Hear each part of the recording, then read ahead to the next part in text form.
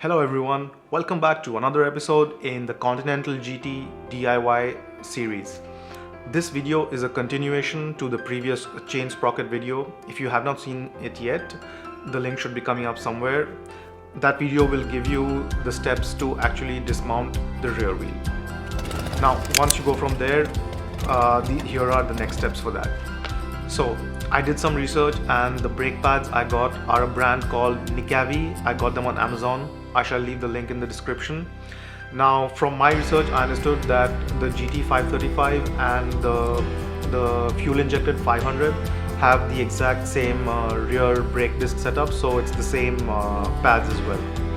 But I'll put them on. They do look the same, the size and everything is the same, but let's see how they perform. Honestly, I was not willing to spend Brembo kind of money for this bike, so I looked for cheaper options.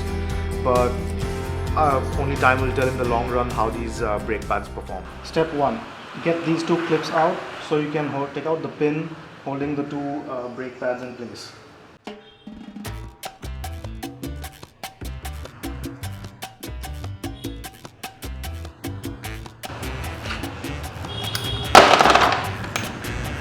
And there, your old pads are out. Look at the rust on them. Pads don't look very worn out, but they're still old and rusted, so I'm changing them anyway.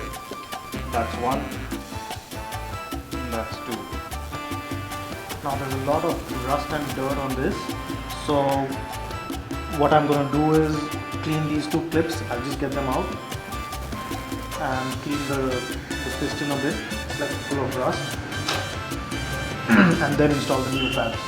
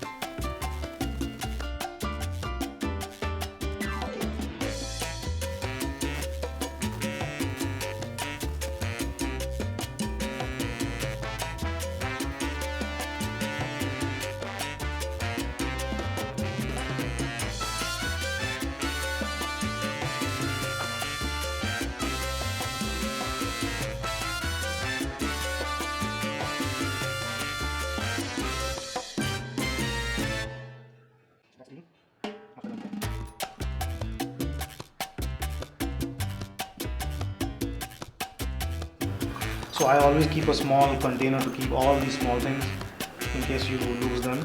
For these two clips, now they're very different, so there's no need to get confused. The one that does not have the gap goes in the bottom here. Okay, so let's put that in. There's no need to force, it just goes in on its own. There, that's it.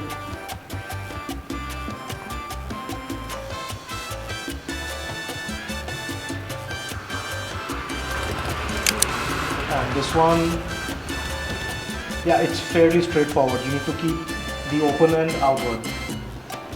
You just slide it in, and there's no need to force anything, it will just click into place once you have it in the correct position.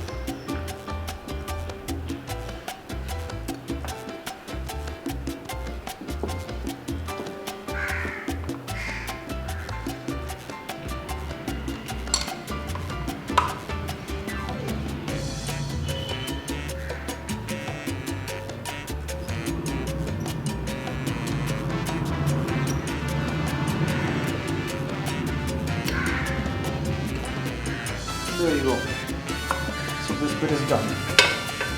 Okay, putting the new brake pads. It's fairly straightforward. Fit one in. Just make sure that it sits correctly here. That's how you know it's in the correct position. And put the other one as well.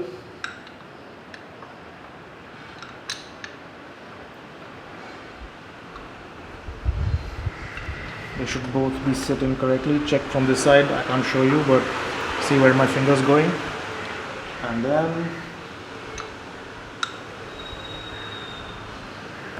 push the pin through.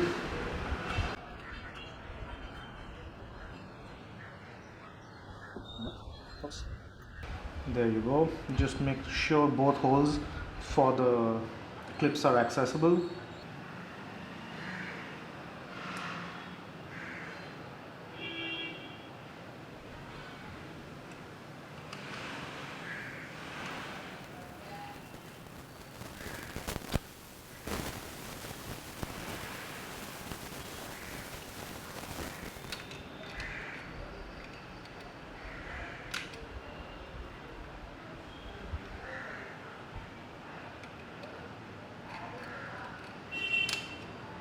That's one. Oops. If you drop something, always wipe it off.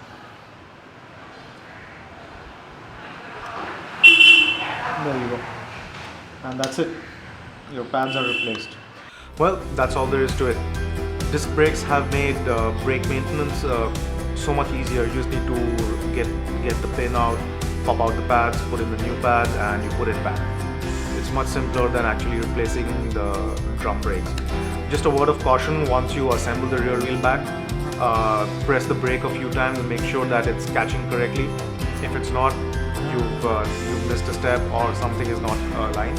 That's it. That's all we have time for today. Stay tuned for more bike DIY videos on the road ahead with AJ. If you have not done it yet, hit that subscribe button as well. And I shall see you soon. Dream on, ride on, and helmet always on.